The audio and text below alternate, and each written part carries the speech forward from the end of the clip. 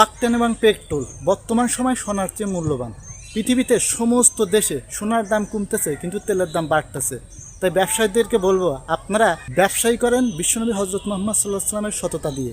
আপনারা অতিরিক্ত দাম পাওয়ার জন্য আপনাদের পেট্রোল পাম্পে আপনারা মজুত রাখবেন না, সঠিকভাবে সঠিক নিয়মে সবার মাঝে বন্টন করবেন।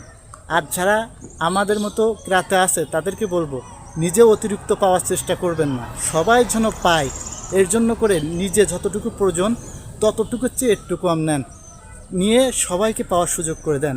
যদি আপনারা অতিরিক্ত বেশি কিনে ঘরে মজুত করেন, অনেক মানুষ দেখা যাচ্ছে যে বাড়িতে অসুস্থ, তাকে ডাক্তারের বাড়ি নিয়ে যেতে হবে, গাড়িটা বন্ধ হয়ে রয়েছে, তারা হয়তো চিকিৎসা নিতে পারবে না।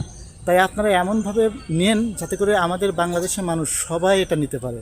এইখানে গিয়ে আপনারা ঝুঁকি ঝামেলা করবেন না বেশি পাওয়ার জন্য, আপনারা নিয়ম মেনটেন করে আস্তে আস্তে নেন। ইনশাআল্লাহ তাআলা এই ক্রাইসিসই মহান রব্বুল আলামিন দিছে, তিনিই একমাত্র এই ক্রাইসিস থেকে আমাদেরকে মুক্ত করতে পারে।